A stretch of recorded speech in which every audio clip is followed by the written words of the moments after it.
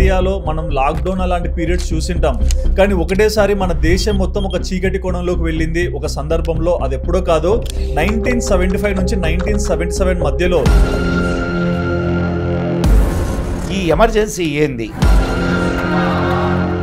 ఎట్లా పెట్టబడింది, నీ పదవిని నిలుపెట్టుకోవడానికి, వ్యతిరేకతని అణచివేయడానికి నువ్వు ఎమర్జెన్సీని విధిస్తే జరిగిన అరాచకాలు అన్నీ ఇన్ని కాదు. ఈ ఎమర్జెన్సీ పీరియడ్లో ఉన్న పరిస్థితి ఏంటో తెలుసా? గవర్నమెంట్కి వ్యతిరేకంగా ఒక్క వార్త కూడా రావు. ప్రింట్ చేశారని తెలిస్తే కూడా నిన్ను తీసుకుపోయి లోపలేస్తారు. ఇందిరాగాంధీ తర్వాత ఉత్తరాధికారి ఎవరు? రాజీవ్ గాంధీ. రాజీవ్ గాంధీ నాకు అంత ఇంట్రెస్ట్ లేదని పైలట్గా వెళ్ళిపోయాడు. రెండో కొడుకు సంజయ్ గాంధీ. ఇతను ఎంత అరాచకాలు చేశాడో తెలుసా ఆ టైంలో? You can't believe. 84 లక్షల మందికి కుటుంబ నియంత్రణ ఆపరేషన్లు చేయించాడు బలవంతంగా. దొరికినట్టు తీసుకుపోయి హాస్పిటల్లో వేసేవాళ్ళు. కుటుంబ నియంత్రణ ఆపరేషన్ సరి అయినటువంటి సౌకర్యాలు ఉండేవి కాదు. కొన్ని వేల మంది ఈ ఆపరేషన్లు వికటించి చచ్చిపోయిన వాళ్ళు ఉన్నారు. బంగ్లాదేశ్ తోటి యుద్ధం వచ్చింది తెలుసు కదా, బంగ్లాదేశ్ని విముక్తం చేయడానికి. భారత సేన 10,000 మంది సైనికులు చనిపోయారు. 90,000 మంది పాకిస్తానీ సైన్యం మనకు చేతికి.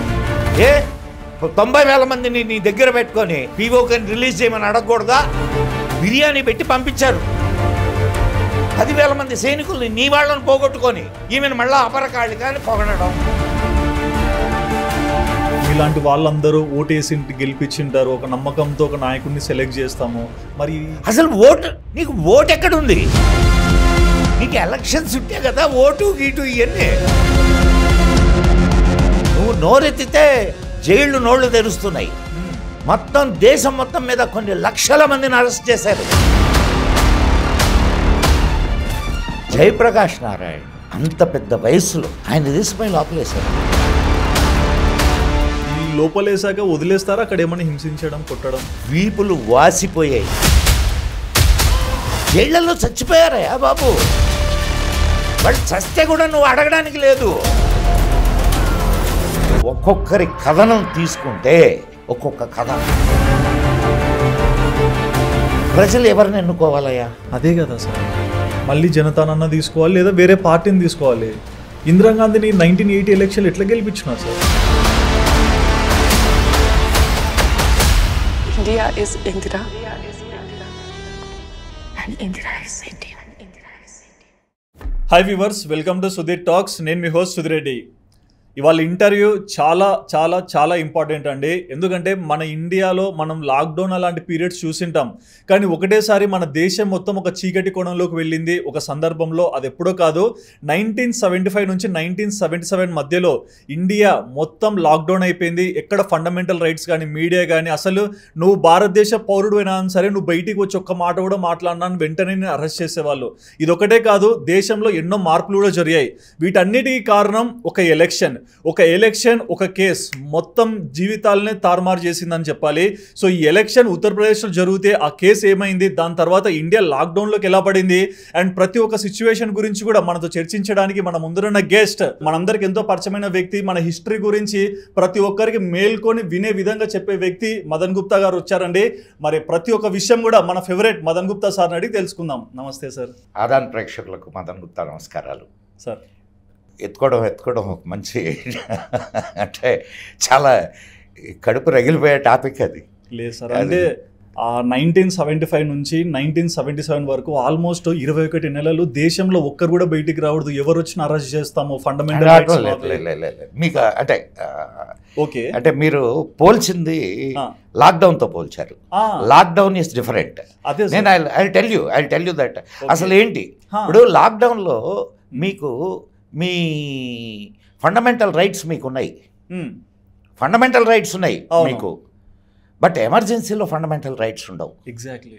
అసలు ఎమర్జెన్సీ ఏంటి అనేది ఫస్ట్ మనం తెలుసుకుంటే, ఈ ఎమర్జెన్సీ ఏంది, అండ్ ఇది ఎట్లా పెట్టబడింది అనేది మనకు అర్థమైతే అప్పుడు దాని ఇంటెన్సిటీ మనకు తెలుస్తుంది. ఓకే. మొట్టమొదట 1962లో నెహ్రూ హయాంలో ఎమర్జెన్సీ పెట్టబడింది. 1962. Come to that. అసలు ఎమర్జెన్సీ ఏంటో ముందు తెలుసుకుందాం. చెప్పండి సార్. ఎమర్జెన్సీ 2 రకాల సమయాల్లో పెట్టవచ్చు అని ఆర్టికల్ 352 మనకి చెప్తుంది. ఇటువంటి సమయాలు అనంటే ఒకటి వార్, ఒక దేశంతో మన దేశంతో వేరే దేశానికి వార్ వచ్చింది అనుకోండి. ఆ సమయంలో మీరు ప్రజల ఫండమెంటల్ రైట్స్ కంటే దేశ రక్షణ ముఖ్యం కాబట్టి ఆ టైంలో మీరు పెట్టచ్చు. రెండవది సాయుధులైనటువంటి తిరుగుబాటుదారులు దేశంలో అరాచకాలు సృష్టిస్తున్నప్పుడు ఎమర్జెన్సీ విధించవచ్చు. అది 352, ఆర్టికల్ 352. ఇది దేశం మొత్తానికి సంబంధించింది. అదే ఆర్టికల్ 356 ఒకటి ఉంది. ఇది రాష్ట్రాలకు సంబంధించింది. రాష్ట్రాలలో రాజ్యాంగం సరిగ్గా అమలు చేయలేకపోతుంటే అటువంటి గవర్నమెంట్లని కేంద్ర ప్రభుత్వం రద్దు చేయొచ్చు.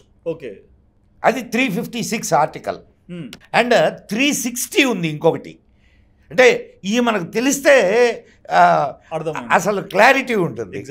ఈ 360 ఏం చేస్తుంది అంటే ఇది ఆర్థికపరమైనటువంటి ఎమర్జెన్సీ. ఏదైనా ఒక విపత్కరమైన ఆర్థిక పరిస్థితి భారతదేశంలో ఏర్పడినప్పుడు ఆర్థికపరమైన ఎమర్జెన్సీని విధిస్తారు. అంటే మళ్ళా ఆ ఆర్థిక పరిస్థితిని చక్కదిద్దడానికి.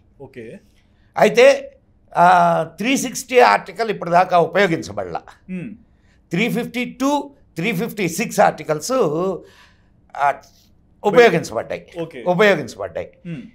356 ఆర్టికల్ ఏం చెప్పాను నేను, రాష్ట్రాలు రాజ్యాంగాన్ని సరిగ్గా అమలు చేయలేకపోతే అటువంటి రాష్ట్ర ప్రభుత్వాల్ని, ప్రజల చేత ఎన్నుకోబడినటువంటి రాష్ట్ర ప్రభుత్వాల్ని రద్దు చేయొచ్చు.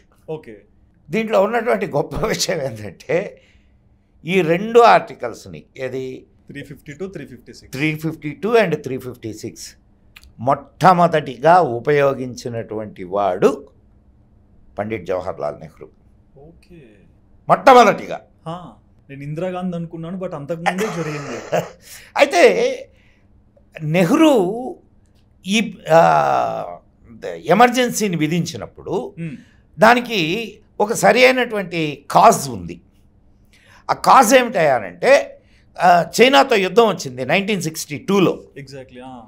ఆ యుద్ధం వచ్చినప్పుడు ఇక్కడ ఎమర్జెన్సీని డిక్లేర్ చేశారు.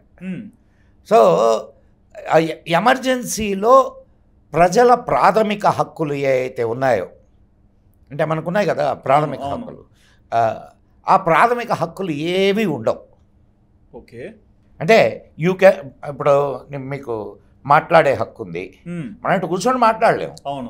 మాట్లాడకూడదు, ఎత్తుకొని వెళ్ళిపోతారు.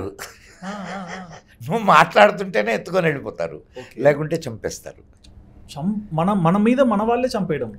మీకు చెప్తాను, నేను జరిగిన సంఘటనలన్నీ చెప్తాను మీకు. మీకు తెలిస్తే మీకు అది అర్థం అవుద్ది. సో అది దట్ ఈస్ 1962 వార్. అప్పుడు చైనాతో వార్ వచ్చింది. దానికి ముందు మన మహానుభావుడు నెహ్రూ అవాచ్యుడు చవన్లాయ్ భారతదేశానికి వచ్చాడు. అప్పుడు చవన్లాయ్ని ఈయన కౌగలించుకొని హిందీ చీనీ బాయ్ బాయ్ అని చెప్పి అన్నాడు. అప్పటికే పటేల్ హెచ్చరించాడు. దానికి ముందే చైనా వాళ్ళు టిబెట్ను ఆక్రమించారు. టిబెట్ను ఆక్రమిస్తున్నప్పుడే పటేల్ హెచ్చరించాడు, వీళ్ళు ప్రమాదకారులు, రేపు మనపైకి కూడా రావచ్చు, మనం జాగ్రత్తగా ఉండాలి అని. అయినా సరే టిబెట్ని ఆక్రమించుకోవడానికి నెహ్రూ సహాయం చేశాడు. మరి ఇండియా చైనా వారు ఆల్రెడీ ఈయనకు తెలుసు. నెహ్రూ వాళ్ళకి బియ్యం పంపించాడు. ఎగ్జాక్ట్లీ, అంటే అదే 6,000 టన్నుల బియ్యం. ఏది ఎవరిని చంపడానికి వెళ్ళారు వాళ్ళు? చైనా వాళ్ళు ఎవరిని ఏ దేశాన్ని ఆక్రమించుకోవడానికి వెళ్ళారు? టిబెట్లో ఏమిటి ఎటువంటి పీపుల్ ఉండేది? బౌద్ధులు, అవును. శాంతి కాముకులు, ఎవరికి హాని చేయనటువంటి వాళ్ళు, వాళ్ళని ఊచకోత కోస్తుంటే అటువంటి నరరూప రాక్షసుల పొట్టలు నింపడానికి 6,000 టన్నుల బియ్యం పంపించాడు. చేసిన పాపం ఎక్కడికి పోదు సుధీర్ సార్. సేమ్ అదే పరిస్థితి భారతదేశాన్ని. ఇప్పుడు మామూలుగా ఏంటంటే నీకు ఇంకొక విషయం ఇక్కడ చెప్పి మనం ముందుకు నడుద్దాం. సార్, భూదాన యజ్ఞం అనేది ఒకటి జరిగింది, తెలుసా నీకు? లేదు సార్. వినోబా భావే ఓకే ఆయన నువ్వు చూడు, భూదాన యజ్ఞం. ఇక్కడ మనకు భూదాన్ పోచంపల్లి ఉందా? అవి తెలుసు సార్. ఆ భూదాన్ పోచంపల్లి అట్లా ఏర్పడిందే. ఓకే.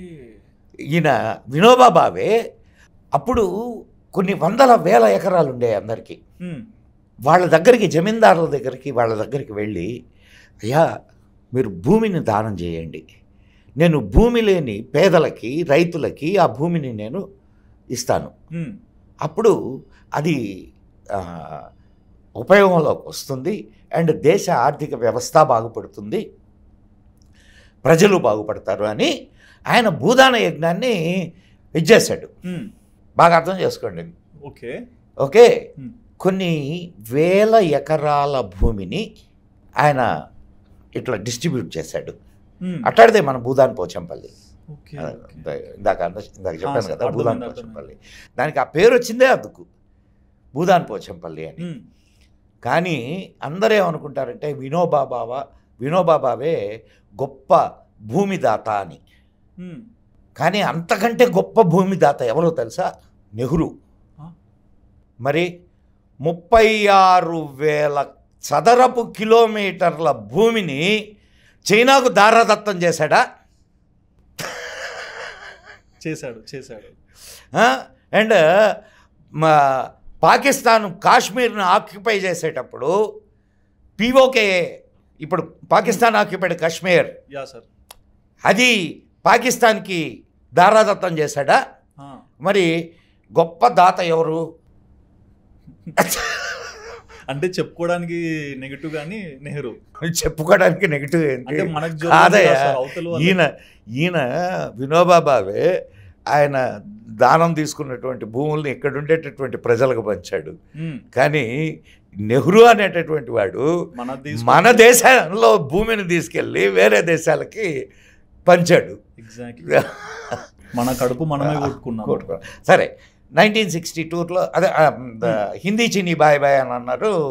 ఆహా, ఇంకా మనకు అసలు యుద్ధంతోనే పని లేదు, మనకు ఇంకా పెద్ద దేశం చైనా మనకు స్నేహితుడైపోయాడు, ఇంకా యుద్ధం అనేది ఉండదు కదా. అవును. అండ్ పంచశీల అని ఒక సిద్ధాంతాన్ని ఒకదాన్ని ఏర్పాటు చేసి తొక్కలో శీల దేశపు రక్షణ వ్యవస్థను నాశనం చేశాడు. ఓకే. ఏం చేశాడు? అప్పుడు దేశానికి ఉన్న రక్షణ బడ్జెట్ని తీసేశారు. అనవసరము. ఇప్పుడు మనకు చైనాతో కదా ప్రాబ్లము. చైనా ఫ్రెండ్ అయిపోయాడు కదా. చైనా ఫ్రెండ్ అయిపోయినప్పుడు ఇంక రక్షణ వ్యవస్థతో పనే ఉంది. అది ఆయన పాయింట్ ఆఫ్ వ్యూ. ఆయన పాయింట్ ఆఫ్ వ్యూనే దేశం పాయింట్ ఆఫ్ వ్యూ. ఎగ్జాక్ట్లీ అదే సార్ నేను అనేది.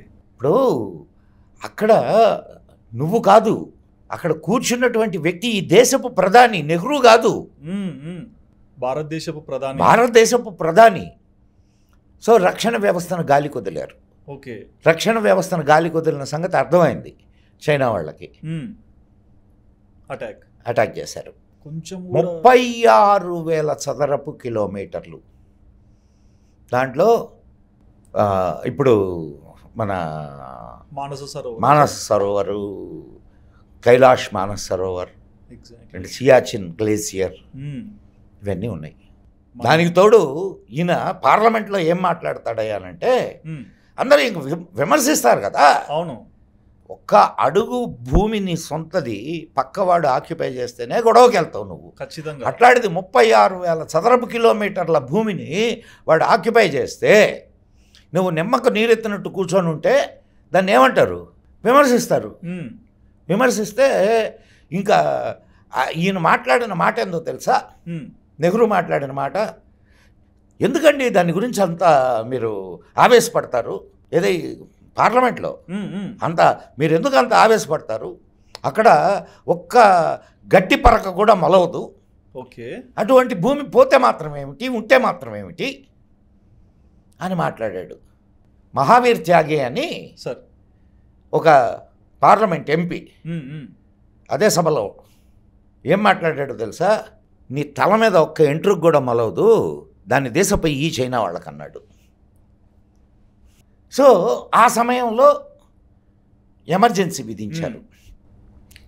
ఎమర్జెన్సీ విధించి అది 4.5 సంవత్సరం కంటిన్యూ అయింది. ఆ ఎమర్జెన్సీ 4.5 సంవత్సరం. 4.5 సంవత్సరం అంటే ఇంకా ప్రతి ఒక్కరు కూడా ఏం మాట్లాడారు. 62 నుంచి 67 వరకు. ఓకే. యుద్ధం 2 నెలల్లోనే ముగిసిపోయింది. మరి ఈ ఇన్ని 4 సంవత్సరాలు ఎందుకు సార్ పెట్టారు? ఎందుకు సార్ అంటే నువ్వు నోరెత్తకూడదు అంతే. ఇవన్నీ మనం పోగొట్టుకున్నామని చెప్పేసి అంటే ఇంటి పెద్ద ఇంటికి మంచి చేయాలని చూడాలి కదా సార్. ఈ ఇల్లు నాదే అనుకుంటే మంచి చేస్తాడు.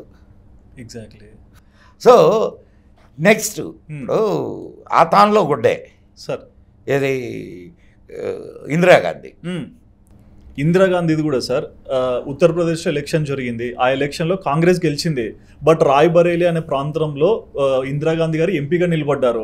కానీ రాజనారాయణ ఆమెకి పోటీగా నిలబడ్డాడు. ఎగ్జాక్ట్లీ. ఆయన ఓడిపోయాడు. కానీ ఆ ఎలక్షన్లో మోసం జరిగిందని చెప్పేసి ఫస్ట్ ఇంప్లిమెంట్ చేసి ఒక కేసు వేశాడు. 14 కేసులు వేస్తే 16 కేసులు వేస్తే 16 కేసులు వేస్తే దాంట్లో 2 కేసులు మాత్రమే నిలబడ్డాయి. ఎగ్జాక్ట్లీ. అది ఆ 2 కేసులు ఏమిటాయనంటే ఈమె ప్రచారానికి ఇది తన ఎలక్షన్ ప్రచారానికి ప్రభుత్వ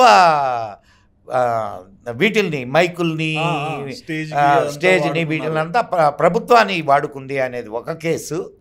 రెండవ కేసు ఒక ఎంప్లాయీ ఇది గవర్నమెంట్ ఎంప్లాయీని కాంగ్రెస్ ఏజెంట్గా పనిచేశాడు. గవర్నమెంట్ ఎంప్లాయీగా ఉండి యశ్పాల్ కపూర్ అనేటటువంటి ఒక గవర్నమెంట్ ఎంప్లాయీని కాంగ్రెస్ ఏజెంట్గా పెట్టారు. ఓకే.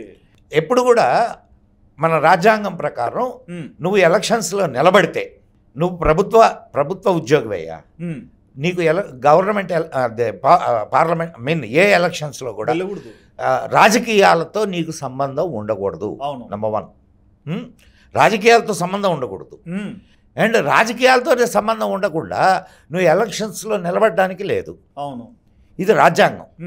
ఒక గవర్నమెంట్ ఎంప్లాయీ రాజకీయాలతో సంబంధం ఉండకూడదు అండ్ ఎలక్షన్స్లో నిలబడకూడదు. అవును. కానీ ఈ యశ్పాల్ కపూర్ అనే అతను జాబ్కి రిజైన్ చేయకుండా కాంగ్రెస్ ప్రచారం చేశాడు ఇందిరాగాంధీ గారితో. సో ఈ రెండు కేసులు ఇచ్చేస్తూ ఆమె ప్రధాని పదవికి అర్హురాలు కాదు అని చెప్పి అలహాబాద్ హైకోర్టు తీర్పిచ్చింది. ఎగ్జాక్ట్లీ. అలహాబాద్ హైకోర్టు తీర్పిస్తే దాన్ని సుప్రీంకోర్టుకు తీసుకెళ్లారు. అంటే ఎవరు తీసుకెళ్లారు సార్? అంటే ఇందిరాగాంధీ మామూలే కదా. ఇప్పుడు మాకు ఒక కాస్త మోటు సామెత మా ఊళ్ళల్లో ఉండేది. ఏదైనా న్యాయం చెప్పడానికి పోతే వాళ్ళు ఎప్పుడైనా నీలాంటి పెద్దోడి దగ్గరికి వచ్చి న్యాయం చెప్పు అన్నారు అనుకో, చెప్తాను రేపు రండి అంటాడు. అట్లా వాయిదా వేస్తా పోతుంటాడు అనమాట. అంటే గడ్డపార నానేశాడు. మా జనాలు అనుకునేవాళ్ళు గడ్డపార నానేశాడు, అది నానిన తర్వాత చెప్తాడని. సో సుప్రీంకోర్టుకు పోతే అదే పరిస్థితి. సుప్రీంకోర్టు హైకోర్టు తీర్పు మీద స్టే ఇచ్చింది. ఎగ్జాక్ట్లీ. ప్రైమ్ మినిస్టర్ కూడా కంటిన్యూ కావచ్చని ఇచ్చింది. సో ఇప్పుడు ఈమెకి భయం ఏమిటంటే సుప్రీంకోర్టు తనకు వ్యతిరేకంగా తీర్పునిస్తుందేమోననే ఒక భయం ఉండేది ఈమెకి. అవును. భయంతో మళ్ళా ఎమర్జెన్సీని ఇంప్లిమెంట్ చేసింది. బట్ ఒక క్వశ్చన్ సార్, ఆ టైం ఇక్కడ ఇంకొకటి 1971లో ఇది. ఓకే, 1971లో జరిగింది ఇది, బాగా గుర్తుపెట్టుకో. 1971లో కూడా వార్ వచ్చింది. 1971లో కూడా వార్ వచ్చింది. ఎవరితో? పాకిస్తాన్తో. ఎంత టైం జరిగింది వారు? 2 వారాలు జరిగింది. 2 వారాలు 2 వారాలు జరిగింది. అదేం వారు సార్? ఈమె దానిని అడ్డం పెట్టుకొని ఆ ఎమర్జెన్సీని కంటిన్యూ చేసింది. కంటిన్యూ చేసి 1975 వరకు కూడా దాన్ని లాగింది.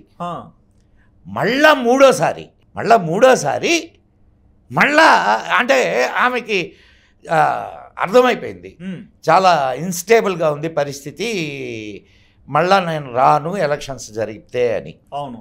మళ్ళా ఎమర్జెన్సీని మూడోసారి విధించింది, ఎక్స్టెండ్ చేసింది. ఎగ్జాక్ట్లీ. సో అది మీరు ఫేస్ చేసిందంతా టు 1977 వరకు అది ఎక్స్టెండ్ అయింది. ఓకే. దాంట్లో జరిగిన అరాచకాలు అన్నీ ఇన్ని కాదు. సి వార్ టైంలో జరిగేటటువంటి ఎమర్జెన్సీకి ప్రతి పౌరుడు సహకరిస్తాడు. అవును. కారణం ఏమిటంటే అది తన కర్తవ్యం. నీ పదవిని నిలబెట్టుకోవడానికి, నీ దేశంలో ఉన్నటువంటి నీకు వ్యతిరేకతని అణచివేయడానికి నువ్వు ఎమర్జెన్సీని విధిస్తే స్వార్థం. అది జరిగింది. ఓకే. బట్ ఈ ఎమర్జెన్సీ ఇంప్లిమెంట్ అయ్యే ముందు అంటే బయట మీరు అందరూ ఉంటారు, ఆ టైంలో మీరు చూస్తూనే ఉంటారు కదా సార్. సో మీకు ఎట్లా అనిపించింది? అంటే ఆ కేసులు జరిగే దాంట్లో ఇంత దూరం పోతుందా, అసలు దాంట్లో వాస్తవం ఏంటి, ఇవన్నీ వచ్చాయా ఆర్టికల్స్? ఎట్లొస్తాయి? నీకు ఎమర్జెన్సీ పీరియడ్లో ఉన్న పరిస్థితి ఏంటో తెలుసా?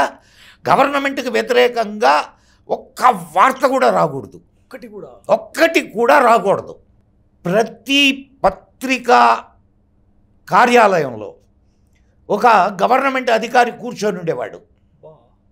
ప్రతి పత్రికా కార్యాలయంలో వాడు వార్తని అప్రూవ్ చేస్తేనే వార్త వేస్తారు. మరి ఇంత డామినేషన్ సార్? ఇంత డామినేషన్ ఏంటి అసలు? నీ హక్కులు లేవయ్యా. నీకు పత్రికా స్వేచ్ఛ దేనికి సంబంధించింది? వాక్ స్వాతంత్రానికి సంబంధించింది. నీకు ప్రాథమిక హక్కులే లేకపోతే వాక్ స్వాతంత్రం ప్రాథమిక హక్కు కదా నీకు? అవును. మరి సో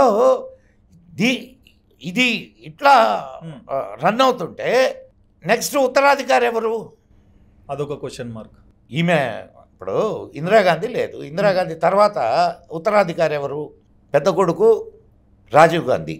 రాజీవ్ గాంధీ నాకు అంత ఇంట్రెస్ట్ లేదని పైలట్గా వెళ్ళిపోయాడు. సో రెండో కొడుకు సంజయ్ గాంధీ. అతను ఎంత అరాచకాలు చేశాడో తెలుసా ఆ టైంలో? You can't believe. ఏం చేశారు సార్? ఢిల్లీలో ఉండే స్లమ్స్ అన్నిటినీ క్లియర్ చేశాడు. అసలు మొట్టమొదటి బుల్డోజర్ బాబా మనం అందరం ఇప్పుడు ఉత్తరప్రదేశ్ యోగి ఆదిత్యనాథ్ అనుకుంటున్నాం సార్. కాదు, మొట్టమొదటి బుల్డోజర్ బాబా ఇందిరాగాంధీ ద్వితీయ పుత్రుడు, కాంగ్రెస్ కాబోయేటటువంటి నాయకుడు అయినటువంటి సంజయ్ గాంధీ. ఓకే. మొత్తం ఢిల్లీలో ఉండే స్లమ్స్ అన్నీ పడగొట్టేశాడు. అంటే ఏంటి సార్ కారణం? ఢిల్లీని క్లియర్ చేస్తున్నాం. భారతదేశంలో జనాభా ఎక్కువ అవుతుంది. ఏం చేశాడు తెలుసా? 84 లక్షల మందికి 84 లక్షల మందికి కుటుంబ నియంత్రణ ఆపరేషన్లు చేయించాడు బలవంతంగా. 84 లక్షలు ఎట్లా తెలుసా? దొరికినట్టు తీసుకుపోయి హాస్పిటల్లో వేసేవాళ్ళు. కుటుంబ నియంత్రణ ఆపరేషన్ సరి అయినటువంటి సౌకర్యాలు ఉండేవి కాదు, సరి అయిన మెడికల్ అట్లా కొన్ని వేల మంది ఈ ఆపరేషన్లు వికటించి చచ్చిపోయిన వాళ్ళు ఉన్నారు. అండ్ పోనీ ఏదో 2 పిల్లలు ఉన్న వాళ్ళకి ఆపరేషన్ చేయించాడు అనుకుందాం. రైళ్లలో నుంచి దిగేటటువంటి యువతులకి చిన్న పెద్ద తేడా లేకుండా తీసుకుపోయి చేయించారు. సార్ బ్రిటిషర్స్ వెళ్ళిపోయారని మనం ఆనందంగా బతుకుతున్నాం అనుకుంటాం కదా సార్.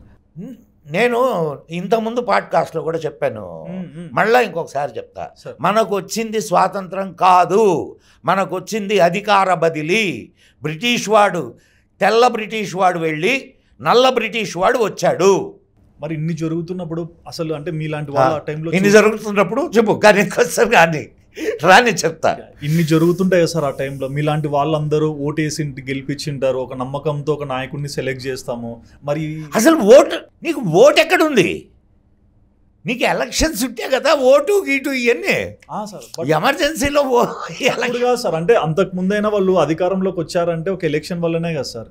నీకు ఒక విషయం బాగా అర్థం చేసుకోమా, ఆ ఎలక్షన్ వల్లే వచ్చారు, అప్పుడు బంపర్ మెజారిటీతో గెలిచింది. అదే కదా కేసులు. అవును, అప్పుడే కదా మొదటి ఎమర్జెన్సీ, అంటే రెండో ఎమర్జెన్సీ, సారీ ఇది మూడో ఎమర్జెన్సీ. ఓకే, అప్పుడు ఆమెను అపరకాళిక అని పొగిడారు. ఎందుకు? బంగ్లాదేశ్ తోటి యుద్ధం వచ్చింది తెలుసు కదా, బంగ్లాదేశ్ని విముక్తం చేయడానికి మన భారత సేన 10,000 మంది సైనికులు చనిపోయారు, మన భారత సైనికులు ఆ యుద్ధంలో. 90,000 మంది పాకిస్తానీ సైన్యం మనకు చేతికి చిక్కింది. ఓకే, అబ్బా అప్పుడు అసలు ఇంకా దేశంలో ఆహా అపరకాళిక ఈమె అది ఇది. ఆ యుద్ధం వల్ల ఏం జరిగిందయ్యా? 90,000 మంది సైనికులు నీ చేతికి దక్కితే బిర్యానీ పెట్టి పంపించారు. ఇది పాకిస్తాన్కి. 90,000 మందిని నీ దగ్గర పెట్టుకొని పీఓకని రిలీజ్ చేయమని అడగకూడదా? అడగొచ్చు. అడిగావా? రిలీజ్ చేయించావా? లేదు. ఎన్ని ఆంక్షలు పెట్టచ్చు? ఎన్నైనా చేయొచ్చు. 90,000 మంది అంటే చిన్న విషయం. 10,000 మంది సైనికుల్ని నీ వాళ్ళని పోగొట్టుకొని అవును ఈమెను మళ్ళీ అపరకాళిక అని పొగడడం. ఆలోచించు. నీకు ఎస్ మంచి నిర్ణయం తీసుకుంది, చాలా గొప్ప నిర్ణయం. ఇది పాకిస్తాన్ని రెండుగా విడగొట్టింది. నీకొచ్చిన లాభం ఏమిటి? ఎగ్జాక్ట్లీ. ఈరోజు బంగ్లాదేశ్లో పరిస్థితి ఏంటి? పేద దేశం అయిపోయింది. పేద దేశం కాదు, ఈరోజు నీ నీ హిందువులను అక్కడ ఊచకోతకు వస్తున్నారు. ఎగ్జాక్ట్లీ. మొన్న జరిగే మరి మీద కూడా చేశారు. మరి అంటే ఈ లెక్క ప్రకారం చూస్తే భారతదేశాన్ని 3 విభజాలుగా. ఇప్పుడు కాదయ్యా, నువ్వు వాడు నీ నీ తండ్రి టైంలోనే కదా పాకిస్తాన్ని అదే కాశ్మీర్ని ఆక్యుపై చేసింది. అవును, నీ తండ్రి టైంలోనే కదా. దాన్ని విడిపించుకోవాల్సిన బాధ్యత లేదా నీకు? ఉంది. నీకు ఇప్పుడు బంగ్లాదేశ్ నీ చేతికి దొరికిందిగా. 90,000 మంది పాకిస్తానీ. బంగ్లాదేశ్ అంటే అప్పుడు పాకిస్తాన్ కదా అది. ఎగ్జాక్ట్లీ. నువ్వు అది ఆక్యుపై చేస్తావు, నేను ఇది ఆక్యుపై చేస్తానని ఎందుకు మాట్లాడాల నువ్వు? నీ 10,000 మంది సైనికులు పోతే పోయారు. ఆల్రెడీ చనిపోయినప్పుడు ఒకరిని కూర్చోబెట్టి తినిపించడం ఏంటి సార్? దేశ భక్తి కొంచెమన్నా ఉండాలి కదా. ఇప్పుడు ఆయన సంజయ్ గాంధీ కూడా అంతమంది. నీకు నోరెత్తడానికి లేకపోతే, ఇప్పుడు నువ్వు నోరెత్తితే జైళ్ళు నోళ్ళు తెరుస్తున్నాయి. ఎంతమందిని? మొత్తం దేశం మొత్తం మీద కొన్ని లక్షల మందిని అరెస్ట్ చేశారు మొత్తం. జయప్రకాష్ నారాయణ్ అండ్ ఆయన మన ఎల్కే అద్వానీ, పెద్ద పెద్ద నాయకులు, వీళ్ళందరినీ ఇప్పుడు నాయకులను అరెస్ట్ చేశారు. సరే ఓకే, సామాన్య ప్రజల్ని కూడా నువ్వు నోరెత్తితే వేసేస్తారు లోపల. మరి ఇంత క్రూరత్వం ఏంటి సార్? అంత క్రూరత్వం కాబట్టే కదా ఈరోజు నువ్వు నేను మాట్లాడుకుంటున్నావు. లేకుంటే ఎందుకు మాట్లాడుకుంటున్నావు? అసలు ఇప్పుడు 1962లో వచ్చినటువంటి ఎమర్జెన్సీ గురించి మాట్లాడుకుంటున్నావా మనం? లేదు. అండ్ ఇంకొక చిన్న విషయం ఇక్కడ మనం ఇంక్లూడ్ చేసుకుందాం. అయ్యిందా అంటే 352 ఆర్టికల్ ఇది. అవును. 356 ఆర్టికల్ అది కూడా మొట్టమొదట నెహ్రూ అమాత్యుడే దాన్ని కూడా ఉపయోగించింది మన చైనా వారు. అయ్యో అది 356 ఆర్టికల్ వచ్చి నీకు నీ దాన్ని ఏమంటారు, రాష్ట్రాలకు ఉన్నటువంటి రాష్ట్రాలలో ఎమర్జెన్సీని విధించడం. ఓకే. అంటే రాష్ట్రపతి పాలనను విధించడం. ప్రజల చేత ఎన్నుకోబడినటువంటి ప్రభుత్వాన్ని రద్దు చేసి అక్కడ గవర్నర్ పాలన విధిస్తారు. అది కూడా నెహ్రూ మార్చుడే. ఏది? కేరళ గవర్నమెంట్ని, కమ్యూనిస్ట్ గవర్నమెంట్ని రద్దు చేశాడు. అట్లా 50 సార్లు 50 రాష్ట్రాలని 50 రాష్ట్రాల ఎన్నికల్ని రద్దు చేశారు. అంటే ప్రభుత్వాలని రద్దు చేశారు 356 ఆర్టికల్ని ఉపయోగించి. 50 నువ్వు ఒకటే నెహ్రూ ఒకటే చేశాడు. ఆ తర్వాత వచ్చినటువంటి కాంగ్రెస్ ప్రభుత్వాలు 50 చేసింది. సో రాజ్యాంగాన్ని గురించి ఇంకా మీకు ఆ టైంలో ఆర్ఎస్ఎస్ మీద బ్యాన్ ఉండేది. ఓకే. కానీ ఆర్ఎస్ఎస్ అంటే నేను సంఘ్ వాడిని కాబట్టి చెప్తున్నాను. ఆ టైంలో నాకు ఎంత 16-17 ఏళ్ళు ఉంటాయి. ఓకే, మీరు ఉన్నారు ఆ టైంలో అంతా? మేము అడవిలోకి వెళ్ళి జెండా వందనం చేసుకునేవాళ్ళం. అంటే రోజు మాకు ఉదయాన్నే శాఖ జరుగుద్ది. శాఖలో మేము కాషాయ ధ్వజాన్ని చేసి మేము ప్రార్థన చేసుకుంటాం. కాసేపు ఆడుకోవడం, కొన్ని మంచి మాటలు చెప్పుకోవడం. ఓకే, అట్లా ఒక గంట సేపు మమ్మల్ని మేము తయారు చేసుకునేవాళ్ళం. దాని మీద ఈ ఎమర్జెన్సీలో ఇంకా అవన్నీ చేయడానికి లేదు. కానీ మేము అడవిలోకి వెళ్ళేవాళ్ళం. అడవిలోకి వెళ్ళి అడవిలో మేము ధ్వజ ప్రణామం చేసుకొని వచ్చేవాళ్ళం.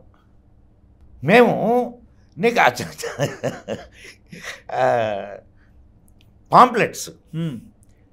పాంప్లెట్లు ప్రింట్ చేయడానికి కూడా లేదు. ఓకే, ప్రింట్ చేశారని తెలిస్తే కూడా నిన్ను తీసుకుపోయి లోపలేస్తారు. అర్ధరాత్రి పూట. ఇప్పుడులాగా పెద్ద పెద్ద మిషన్లు అవి లేవు కదా. అవును, చాలా అంటే దాన్ని ఏమంటారంటే అయ్యంతా లేవు. స్టిక్ పట్టుకొని పెద్ద ఇవి ఉండేవి అనమాట. దాంట్లో అక్షరాలు ఉండేవి. ఒక్కొక్క అక్షరాన్ని ఇట్లా ఇచ్చేసి దాంట్లో లెటర్ ఫామ్ చేసేవాళ్ళం అనమాట. అది అర్ధరాత్రి పూట ఒక గుడ్డి దీపం పెట్టుకొని పాంప్లెట్లు తయారు చేసి, అర్ధరాత్రి పూట ఎవరు దిగారు కదా, ప్రింట్ చేసి అతి రహస్యంగా వాటిని తీసుకెళ్ళేవాళ్ళం. సంచి ఒకటి ఉండేది. ఇప్పటికీ నేను సంచి వేసుకొని తిరుగుతుంటాను కదా, చూస్తుంటాం కదా. ఆ సంచిలో పాంప్లెట్లు పెట్టుకొని బస్సు ఎక్కేవాళ్ళం. బస్సులు నిలబడి ఉంటాయి కదా, బస్సు ఎక్కేవాళ్ళం. ఒక్కొక్క రో ఉంటుంది కదా, ఆ రో దగ్గర ఒక్కొక్క కాగితం ఇట్లా జస్ట్ అట్లా వదిలేసి మళ్ళా ఎవరికి ఇట్లా చూసి ఎవరికి తెలియకుండా దిగిపోయేవాళ్ళం. దాంట్లో ఏముంది సార్? ఇదే ఇక్కడ జరుగుతున్నటువంటి అరాచకాలన్నింటినీ ప్రజలకు తెలియజేసేవాళ్ళం. అట్ట తెలియజేస్తేనే తెలియగలిగేది. ఓకే, విషయం అర్థమైందా నీకు? కాబట్టి ఒకరోజు, అంటే this is my personal experience, I'm talking with you. ఒకరోజు మేము ఒక లైబ్రరీ ఉంది అక్కడ. ఆ లైబ్రరీ మేడ మీద, అంటే ఫస్ట్ ఫ్లోర్, ఆ మేడ మీద కూర్చొని సమావేశం చేస్తున్నాం అనమాట. ఓకే, ఆ సమావేశంలో మెట్లు ఇక అక్కడి నుంచి ఒకవేళ మెట్లను బ్లాక్ చేస్తే తప్పించుకునే అవకాశం లేదు. కూర్చొని సమావేశం జరుగుతుంది, పోలీసులు చుట్టుముట్టారు. అరెస్ట్ చేశారు. దొరికితే కదా అరెస్ట్ చేయడానికి. మేడ మీద నుంచి కిందకు దూకాం. పైనుంచి కింద. మా అదృష్టం ఏంటంటే కింద ఇసుక పోసింది. ఏదో పక్కన ఇల్లు కట్టుకునేవాడు ఇసుక పోసుకొని. 17 ఏళ్ళ వయసులో. 16 ఏళ్ళ వయసు. కొంచెం కాలు బెణికింది. తర్వాత మీసా చాలా మంది మీద ఒక 6 మీద ఉండేది. 3 అరెస్ట్ చేశారు. మీసా చట్టం కింద. చెప్పాను కదా ఇందాక. అసలు మేము ఇంకొక విషయం, ఇది అంటే మీసా అనే ఇది వచ్చింది కాబట్టి చెప్తున్నా. ఇప్పుడు లాలూ ప్రసాద్ యాదవ్ ఉన్నాడు కదా, లాలూ ప్రసాద్ యాదవ్ని ఇప్పుడు ఆయన మన చనిపోయాడు చూడు, ములాయం సింగ్ యాదవ్ని వీళ్ళందరినీ లోపలేశారు. అప్పుడు వీళ్ళందరూ లోపల ఉన్నారు. అప్పుడు లాలూ ప్రసాద్ యాదవ్కి కూతురు పుట్టింది. ఈయన లోపల ఉన్నప్పుడు కూతురు పుట్టారు. ఆయన భార్య డెలివరీ అయింది. ఆ విషయం ఈయనకి తెలిసింది. సరే, అందరూ ఉన్నారు కదా, అందరితో ఈయన నా కూతురు పుట్టిందంట, ఏ పేరు పెడితే బాగుంటుంది అని నన్ను అడిగాడు. అప్పుడు మీసా చట్టం కింద వీళ్ళు అరెస్ట్ అయ్యి మీసా భారతి అని పెట్టండి అని అన్నారు. ఇప్పుడు ఆ పేరు మీసా భారతి. కానీ ఎంత ఎదవలో ఎంత నీచులో వీళ్ళు ఆలోచించు. ఇప్పుడు వాళ్ళే వీళ్ళతోటి కలిసి సేమ్ పార్టీలో కంటిన్యూ అవుతున్నారు. అసలు వీళ్ళు ట్రైటర్స్కి అంత ఈజీగా ఎట్లా మార్చుకుంటారు సార్? అధికారం, డబ్బు హ్మ్. ఈ రెండు మనిషిని ఎంత దూరమైనా తీసుకెళ్తాయి అనే దానికి ఈ రెండు ఫ్యామిలీలే ఉదాహరణ. ఓకే. ములాయం సింగ్ యాదవ్, లల్లు లాలూ ప్రసాద్ యాదవ్. జయప్రకాష్ నారాయణ్ హ్మ్. అంత పెద్ద వయసులో ఆయన తీసుకుపోయి లోపలేశారు. మొరార్జీ దేశాయ్ హ్మ్. ఆయన తీసుకుపోయి లోపలేశారు. అవును. ఆయన జయప్రకాష్ నారాయణ ఆరోగ్యం పూర్తిగా దెబ్బతిన్నది ఆ సమయంలో. బా. ఈ విషయాలు మాకు ఇన్ఫర్మేషన్ వచ్చేది. హ్మ్. మేము ఇట్లా ప్రింట్ చేసి బయట ఇచ్చేవాళ్ళు. బయటేసేవాళ్ళం. ఆ. మమ్మల్ని వెంటాడేవాళ్ళు. ఓకే. 6 మీద మిసా ఉండేది. ఆ. 3 అరెస్ట్ చేశారు మా ఊర్లో. ఆ. 3లో ఒక ఆయన బాడీ బిల్డర్. ఓకే. ఆయన పేరు శేషన్న. ఆ.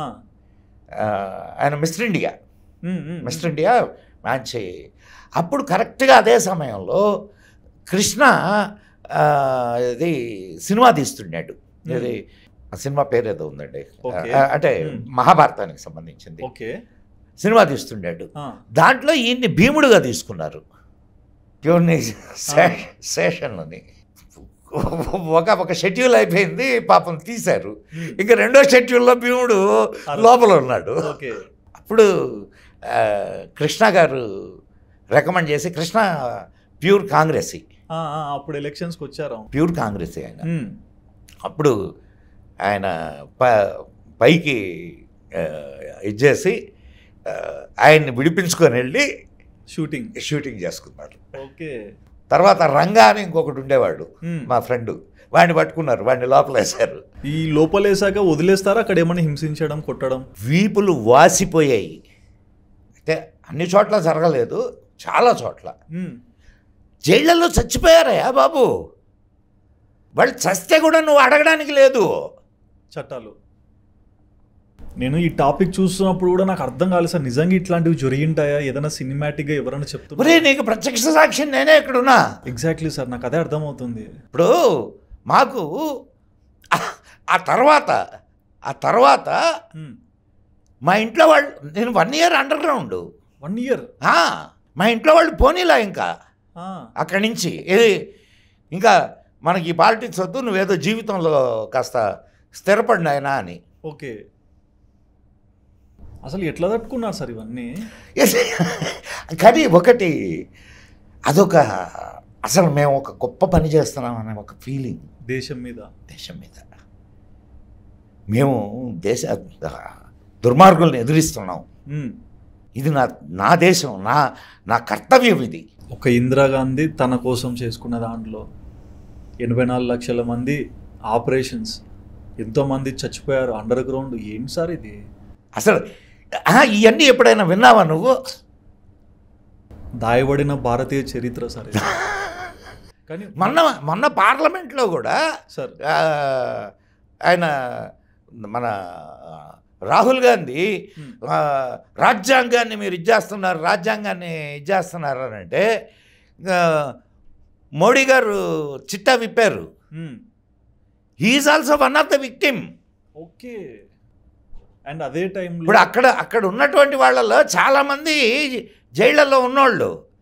నీకు ఒక విచిత్రమైన విషయం ఏంటంటే, ఏ ములాయం సింగ్ యాదవ్ అయితే ఇది ఎమర్జెన్సీకి వ్యతిరేకంగా పోరాడాడో, అదే ములాయం సింగ్ యాదవ్ కొడుకు రాహుల్ గాంధీ పక్కన కూర్చొని రాజ్యాంగాన్ని గురించి మాట్లాడతాడు.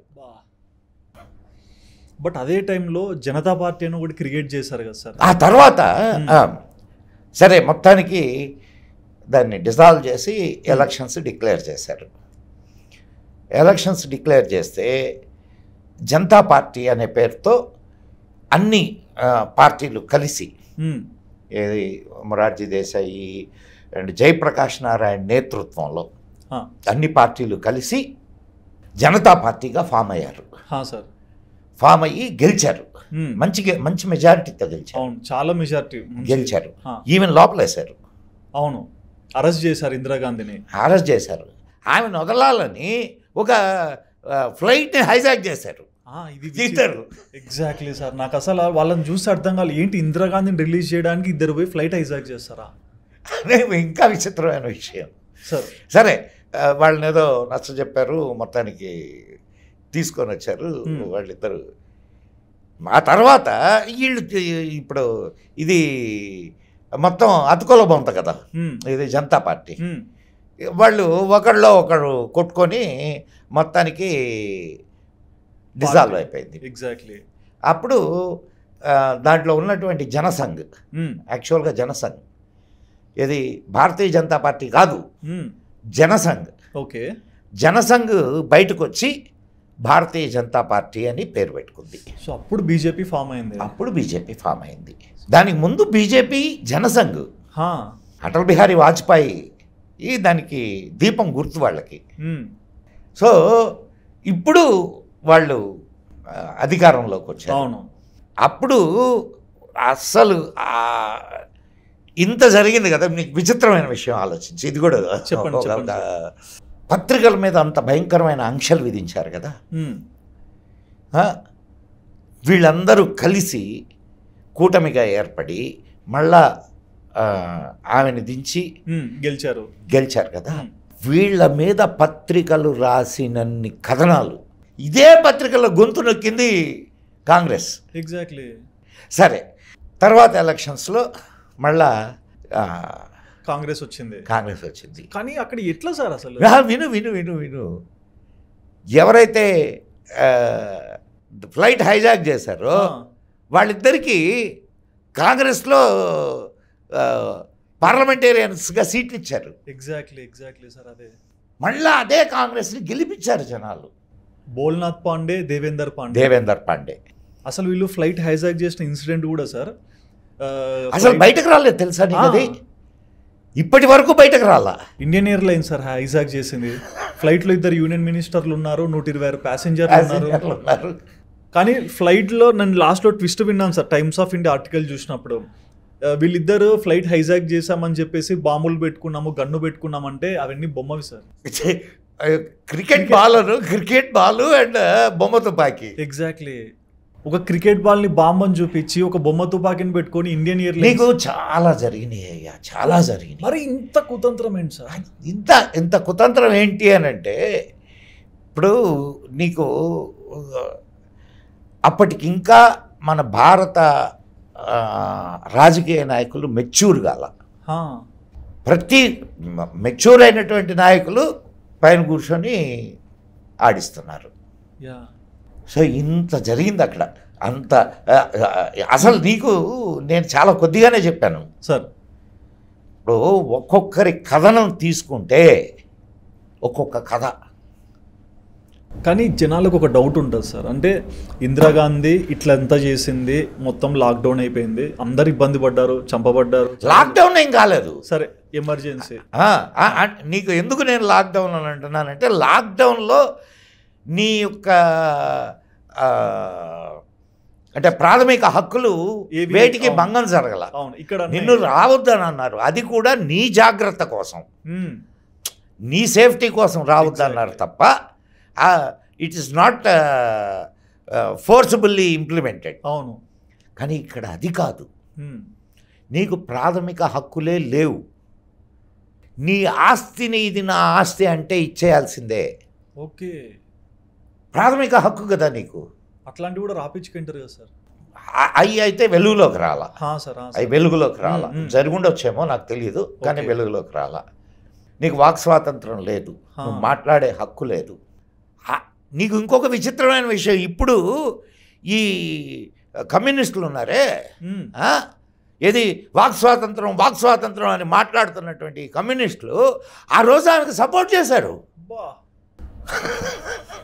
కాదు సార్, ఇంతమందికి ఇంత ఇబ్బంది జరిగింది కదా, మళ్ళీ అంటే జనతా పార్టీ వచ్చింది అధికారంలో, వాళ్ళకి తగినట్టుగా వాళ్ళు ఉన్నారు, ఇందిరాగాంధీని అరెస్ట్ కూడా చేపించారు.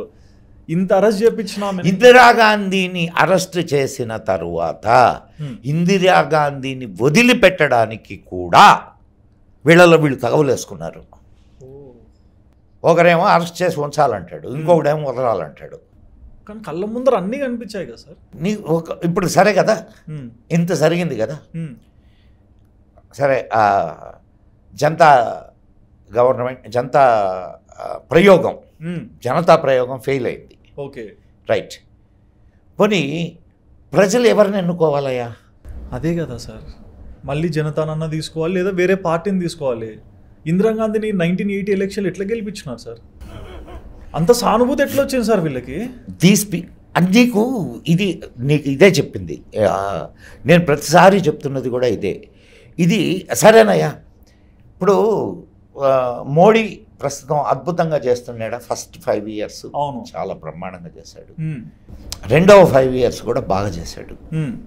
బాగా చేశాడా లేదా? చేశారు. అంటే అటు ఆర్థిక వ్యవస్థ, ఇటు రక్షణ వ్యవస్థ, ఇటు ఇన్ఫ్రాస్ట్రక్చరల్ డెవలప్మెంట్ ఉన్నాయి, అండ్ ద ఎడ్యుకేషనల్ ఇన్స్టిట్యూషన్స్, ఇవన్నీ బాగా డెవలప్ చేశాడు కదా. మూడోసారి ఆయనకి 240 మాత్రమే ఎందుకు వచ్చినాయి అయ్యా?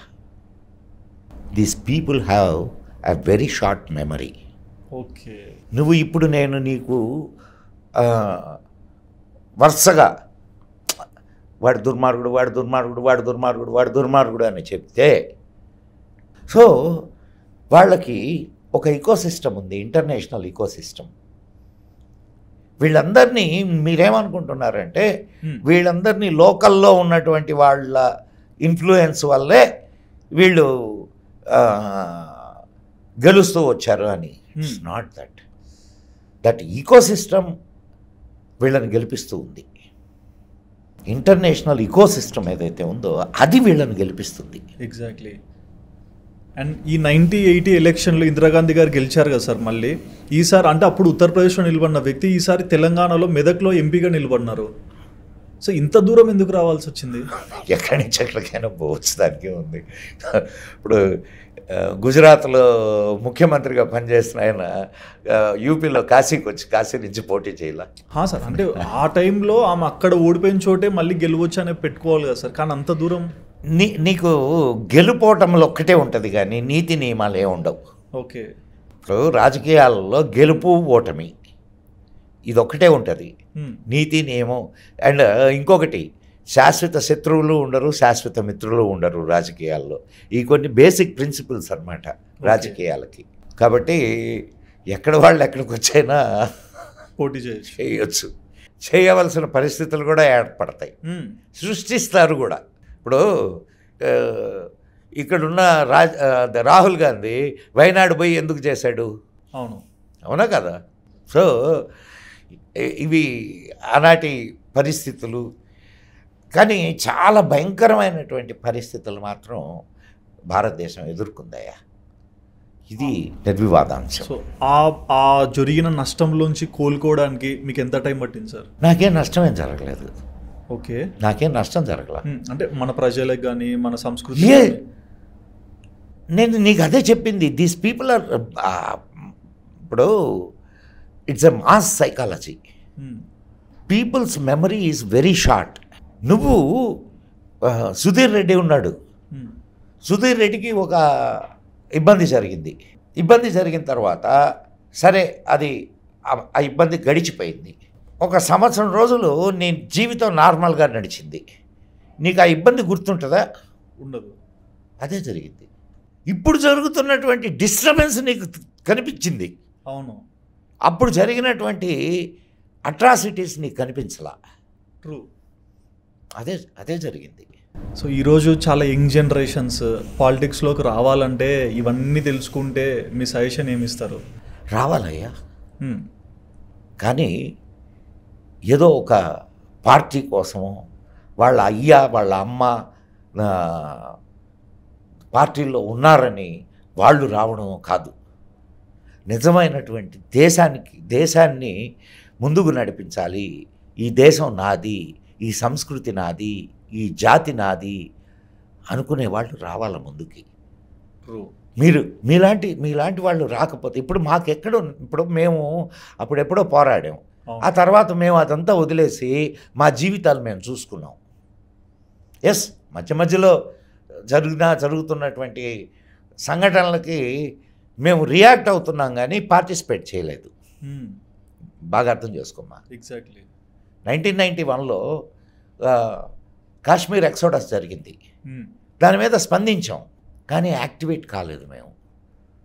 కారణం ఏంది? అప్పటికి మేము ఒక కంఫర్ట్ జోన్లోకి వచ్చేసాం. ఓకే, ప్రచారం చేసాము, రెస్పాండ్ అయ్యాము, అంతా అయింది. కానీ కావలసినంతగా మేము అంటే ఇంతకుముందు ఏది 75లో 77లో ఎంత ఇది జరిగిందో అంటే ఎంత యాక్టివ్గా పార్టిసిపేట్ చేసామో అంత యాక్టివ్గా పార్టిసిపేట్ చేయలేకపోయాం. నీకు ఒక చిన్న విషయం ఆలోచించమ్మా. చాణక్యుడు ఎవరు? ఒక విశ్వవిద్యాలయంలో ఆచార్యుడు. ఆయన పోరాటానికి ఎవరిని ఎన్నుకున్నాడు? ఆయన శిష్యుల్ని, యూత్ని. కారణం ఏమిటి? వాళ్ళల్లో అప్పుడప్పుడే వికసిస్తున్నటువంటి బుద్ధి.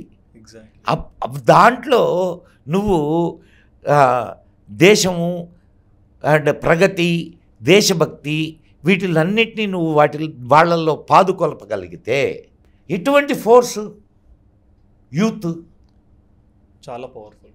అండ్ నీకు మన స్వాతంత్ర పోరాటంలో కూడా ఎంతమంది యువకులు వాళ్ళ స్కూళ్ళని కాలేజీలని వదిలేసి ఉద్యమంలో పాల్గొన్నారు? ఎంతమంది యూత్ ఇప్పుడు భగత్ సింగ్, రాజ్గురు, సుఖదేవ్ వీళ్ళ వయసు ఎంత చచ్చిపోయే నాటికి? ఇంగ్లాండ్ సార్ వీళ్ళు. అటువంటి యువకులు ఎంతమంది చచ్చిపోయారు? బోలెడు. ఆ త్యాగనిరతి, అంటే ఆ పోరాట పటిమ యువకుల్లో ఉంటుంది, కానీ మాలాంటి వృద్ధుల్లో ఉండదయ్యా. కానీ మీ అనుభవం మాకు తెలియాలి. ఎస్, తెలియాల. అంటే నేను వృద్ధుడిని అనుకోను. నేను ఇంకా నాకు అందుకనే నాకు ఈ ఆవేశం అనమాట. Never feel like that sir. But నిజంగా మనము అంటే August 15th వస్తే ఇండిపెండెన్స్ డే ఇట్లా సెలబ్రేట్ చేసుకుంటాం కదా. మన దేశం చీలిపోయిన దానికి మనం సెలబ్రేట్ చేసుకుంటున్నాం అనేది మీకు అప్పుడప్పుడు అనిపిస్తుంటుంది కదా సార్. ఎంతో మంది చనిపోయారు, ఎన్నో మార్పులు జరిగాయి, నిజం ఏంటి అబద్ధం ఏంటి ఇన్ని చూస్తారు కదా. ఒక ట్రూ ఇండియన్గా August 15th ఇండిపెండెన్స్ డేని మీ ప్రకారం ఏం చెప్తారు సార్? నేను నీకు ఇంకొక దానికి కంపేర్ చేసి చెప్పమంటావా ఇప్పుడు సార్? కర్ణాటకలో ఒక ప్లేస్ ఉంది. దాని మీద దీపావళి నాడు టిప్పు సుల్తాన్ దాడి చేసి అక్కడ ఉన్నటువంటి వేలాది మంది బ్రాహ్మణుల్ని కోత కోశారు, వేలాది మందిని. ఈరోజు వరకు ఆ గ్రామంలో దీపావళి జరుపుకోరు. కానీ 1947లో లక్షలాది మంది నా జాతి యువకులు, నా జాతి తల్లులు, నా జాతి పురుషులు కోతకు గురి అయితే స్వాతంత్రం వచ్చిందని నేను సెలబ్రేట్ చేసుకుంటున్నా. అండ్ ఇంకో పక్క ఒక క్వశ్చన్ ఉంది సార్. లాస్ట్ ఇంటర్వ్యూలో గాంధీజీని మన గాడ్సే కాల్ చేశారు కదా, కానీ గాంధీజీ శరీరంలో 4 బుల్లెట్లు ఉన్నాయని విన్నాము. కానీ అక్కడ 3 బుల్లెట్లు గాడ్సే గన్లో నుంచి వచ్చాయి. ఆ మిగిలిన 1 బుల్లెట్ ఏ గన్ నుంచి వచ్చింది? ఏ గన్ నుంచి వచ్చింది? Question mark. అది ఇప్పటికీ క్వశ్చన్ మార్క్. దాని మీద ఎంక్వైరీ. నేను పోయినసారి మీకు పోయినసారి పాడ్కాస్ట్లో సార్ నేను ఒక క్వశ్చన్ వేసా, ఆన్సర్ కూడా నేనే చెప్పాను ఆఫ్ కోర్స్. ఆ క్వశ్చన్ ఏంటంటే అత్యధికంగా సంతోషపడ్డవాడు ఎవరు అని. ఎవరని చెప్పాను? నెహ్రూ సార్. ఇప్పుడు చూడండి, మీరు ఇది కూడా ఆలోచించండి. హత్య జరిగింది, ఆయన గాడ్సే గాంధీ కాళ్లకు దండం పెట్టి తుపాకీ పేల్చాడు. ఓకే, అంటే గాంధీ మీద గౌరవం ఉంది, ఆయనకి ఉంది, గాంధీ మీద గౌరవం ఉంది. కానీ గాంధీ చేస్తున్నటువంటి పనుల మీద అతనికి లేదు. కారణం ఏమిటంటే అతనికి ఉన్నటువంటి దేశభక్తి.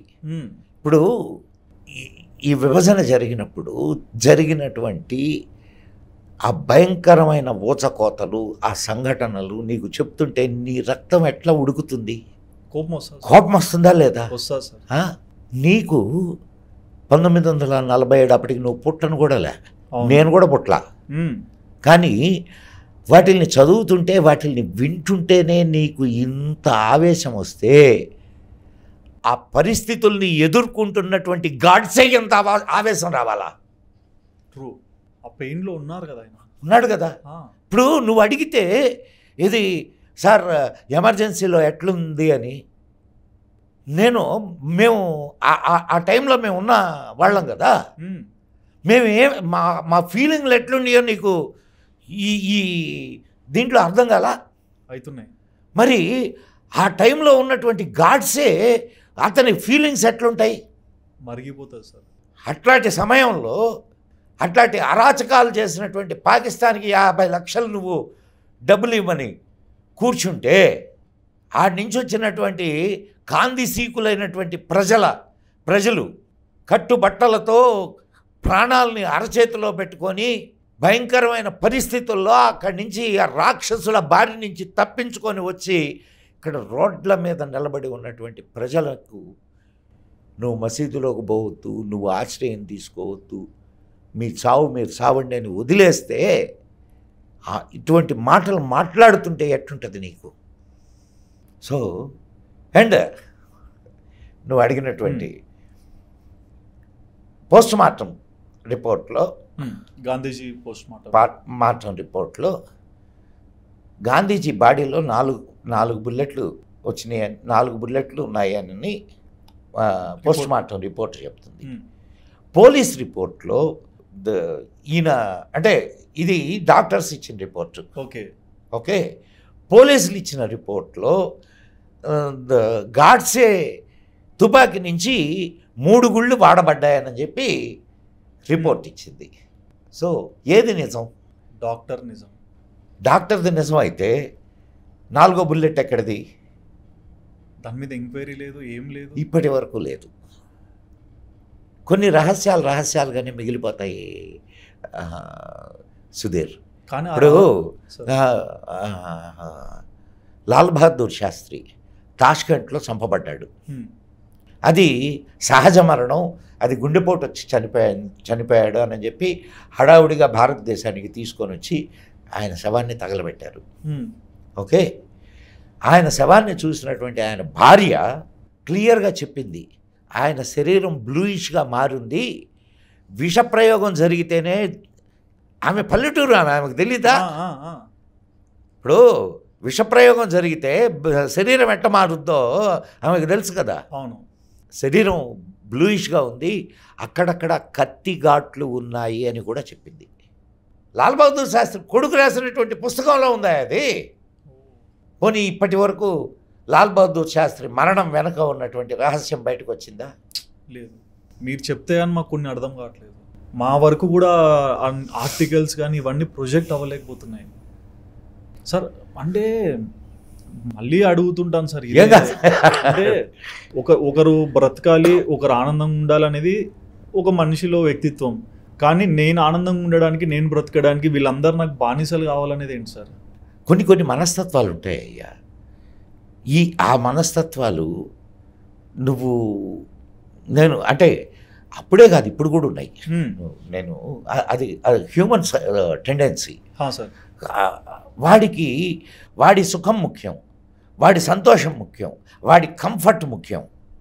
వాడు చిన్న సైజు వ్యతిరేకత వాడికి ఎదురుపడ్డా, చిన్న డిస్కంఫర్ట్ ఏర్పడినా వాడు తట్టుకోలేడు. అండ్ వాడే చాలా గొప్ప. వాడి దగ్గర ఇంకొకటి పొగడను కూడా పొగడకూడదు. These are all the psychological phenomenas. అట్లాంటి వాళ్ళు నీకు అధికారంలో కూర్చున్నారు అనుకో, పరిస్థితి అంతే. ఇంత జనాభాలో వాళ్ళు ఒక 1% 2% మెంబర్స్ ఉంటారు. ఇంత జనాభాలో కాదయ్యా. బ్రో, మాకు పెద్దోళ్ళు చెప్పేవాళ్ళు, వాడు మంచోడా చెడ్డోడా తెలియాలా అంటే వాడికి అధికారం ఇచ్చి చూడమన్నారు. ట్రూ, అర్థమైందా? True sir. నీకు అధికారం ఇస్తే కదా తెలుస్తుంది నువ్వు మంచోడువా చెడ్డోడువా. అవును. సో అండ్ మంచోడైతే ఏం చేస్తాడు? బాగుపరిచి ఒక అడుగు ముందరికన్నా తీసుకెళ్తారు. అధికారం అనేది వచ్చిన తర్వాత దాని వెనుక చాలా ఇదైన శక్తులు ఉంటాయి. ఇది వాడిని కిందకి లాగేదానికి, అక్కడి నుంచి వాడిని విమర్శించేది, వాడికి ఇబ్బందుల్ని కలగజేసే శక్తులు ఉంటాయి. మంచోడైతే ఏం చేస్తాడంటే, చీది ఇటువంటి ఇది నాకెందుకు, ఎవడెట్టబోతే నాకెందుకని వదిలేస్తాడు. అవును. అదే దుర్మార్గుడు అనుకో, వాడు వీళ్ళందరినీ తొక్కుకుంటూ పైకి వస్తాడు, వాడు కుర్చీని పట్టుకొని కూర్చుంటాడు. అధికారం మాత్రమే కావాల నీకు. అది ఇందిరాగాంధీకి అటల్ బిహారీ వాజ్పేయికి ఉన్న తేడా. ఇందిరాగాంధీ ఎమర్జెన్సీ విధించి కూడా తన అధికారాన్ని నిలబెట్టుకోవాలనుకుంది. అటల్ బిహారీ వాజ్పేయి ఒక్క సీట్ తక్కువ ఆయనకి, నాకు ఇది అవసరం లేదని రిజైన్ చేశాడు. నీకు ఇందాక చెప్పిన అంటే రెండు అధికారాలే, అధికార పీఠమే, సేమ్ అధికారం, మన వ్యక్తిత్వం తెలుస్తుంది. అది మరి ప్రజెంట్ సొసైటీ చూస్తున్నారు, ఆ రోజు నుంచి ఈ రోజు వరకు ఎన్నో చూసింటారు. ఇప్పుడున్న జనరేషన్ కానీ ఇప్పుడున్న సొసైటీని కానీ చూస్తుంటే మీకు ఏమనిపిస్తుంటుంది సార్? ఇప్పుడు అంటే నేను ఎందుకు ఇది కూడా మాట్లాడుకుందాం సార్. మోడీ రావడానికి కారణం ఏంటి చెప్పు నాకు. మన హిందూయిజం మీద వర్క్ చేసి కాదు, మీరు అదే నేను ఇందాక అన్న షార్ట్ మెమరీ, మనకి షార్ట్ మెమరీ. మోడీ రావడానికి ప్రధానమైన కారణము హిందూ ఇదొకటే కాదు, అత్యంత భయంకరమైనటువంటి అవినీతి ఆరోపణలు పూర్వ ప్రభుత్వం మీద, అంతకుముందు ప్రభుత్వం మీద అవినీతి ఆరోపణలు, బోఫోర్స్ అప్పటిదే కదా. అండ్ ఒక నిష్క్రియాపరుడైనటువంటి పాలకుడు, వెనక నుంచి ఆడించేటటువంటి ఒక అదృశ్య హస్తం, అంతే కదా. ప్రధాని ఎవరు? మోడీకి ముందు మన్మోహన్ సింగ్, ఒక నిష్క్రియాపరుడైనటువంటి ఒక ప్రధాని, అద్భుతమైన ఎకనామిక్ టెక్నోక్రాట్ అతన్ని తీసుకొచ్చింది ఎవరు? నరసింహారావు గారు. మన్మోహన్ సింగ్ వాళ్ళు కాంగ్రెస్లో కదా సార్. నరసింహారావు ఆయన్ని తీసుకొని వచ్చాడు పార్టీస్లోకి, మంత్రిగా, ఆర్థిక శాఖ మంత్రిగా ఆయన ప్రధానిగా ఉన్నప్పుడు తీసుకొని వచ్చాడు. ఎవరు? నరసింహారావు గారు. అప్పుడు ఆర్థిక సంస్కరణలు చేసింది ఈయన సలహాలతోనే. అటువంటి అసలు ఆర్థిక సంస్కరణలు మొదలైంది ఆ టైంలోనే. అటువంటి వాడు ఇక్కడ పదవిలో కూర్చోగానే పరిస్థితి ఏమైంది? ఏమి చెయ్యడానికి అవకాశం లేని ఒక ప్రధానిగా మిగిలిపోయాడు. కారణం అదృశ్య హస్తం. ఓకే, వాళ్ళు ఆడిందే ఆడించాలి, వాళ్ళు ఏం చెప్తే అది చేయాలంతే. సో ఆ టైంలో జరిగినటువంటి బోఫోర్స్ కుంభకోణాలు కానీ, లేదు టెలికాం కుంభకోణాలు కానీ, అండ్ గనుల కుంభకోణాలు కానీ, ఇవన్నీ వెలుగు చూసినాయి, అవునా కదా? ఇవి దానికి తోడు, దానితో పాటుగా ఈ వక్ఫ్ బోర్డ్ అమెండ్మెంట్ యాక్ట్, నరసింహారావు టైంలో వక్ఫ్ బోర్డ్ అమెండ్మెంట్ యాక్ట్ అమెండ్ చేశారు. మళ్ళా ఈయన టైంలో వక్ఫ్ బోర్డుని అమెండ్ చేశారు, వక్ఫ్ బోర్డ్ యాక్ట్ని అమెండ్ చేశారు. ఎవరు? మన్మోహన్ సింగ్ టైంలో. మన్మోహన్ సింగ్ టైంలో. ఇప్పుడు దాన్ని మొత్తం ఇప్పుడు వక్ఫ్ బోర్డుకి పూర్తిగా స్వస్తి పలకడం లేదు. కానీ ఇప్పుడు వాళ్ళు ఏం చెప్పారంటే, ఎందుకు సార్ అది తీసేస్తే పోద్ది కదా అని అంటే, పెద్ద బకెట్ 46 చిల్లులు పెట్టాం. ఓకే, నీళ్ళు కారుతూనే ఉంటాయి, అది అంతే, అది అవ్వదు, అది కాదు. సుధీర్ గారు, మీరు ఇందాక ఒక మాట అన్నారు, యువకులకి మీరు ఇచ్చే సందేశం ఏంటి? యువకులకి నేను ఇచ్చే సందేశం ఒక్కటే, ముందుకు రండి, యువకులు ముందుకు రండి, రాజకీయాల్లోకి రండి. కానీ దేశం మీద భక్తితో, దేశం మీద ప్రేమతో, నీ జాతి మీద, నీ సంస్కృతి మీద గౌరవంతో రండి. కష్టాలు వస్తాయి, ఎదుర్కోండి. మీరు ఎదుర్కోకపోతే, మీరు నిలబడకపోతే రేపు ఈ జాతిని నడిపించేదెవరు, నడిచేదెవరు? కాబట్టి యువకులు ముందుకు రావాలి విత్ గుడ్ ఇంటెన్షన్స్. అది నేను యువకులను కోరుకునేది, యువకుల దగ్గర నుంచి నేను ఆశించేది. జై హింద్. జయ మా Bharati. Thank you so much sir, చాలా విషయాలు షేర్ చేసుకున్నందుకు అండ్ యూత్ కూడా యూస్ఫుల్ అయ్యే ఇన్ఫర్మేషన్స్ కూడా పాస్ చేస్తున్నందుకు. సో చూసారు కదండి, మనందరికి ఎంతో ఫేవరెట్ మదన్ గుప్తా సార్ మాటలు విన్నాక ఎమర్జెన్సీ టైంలో ఏం జరిగింది అండ్ మన దేశానికి ఎటువంటి సిచ్యువేషన్స్లో మన ప్రజలు ఎలాంటి ఇబ్బందులు పడ్డారో ప్రతి ఒక్కటి కూడా మీకు అర్థమైంది కదా. మరి ఈ ఇంటర్వ్యూ చూశాక మదన్ గుప్తా సార్ చెప్పిన మాటలు విన్నాక మీకు ఏమనిపించిందో మీ హానెస్ట్ ఒపీనియన్ తప్పకుండా కమెంట్ సెక్షన్లో మెన్షన్ చేయండి. And please do subscribe our channel Sudheer talks for more updates.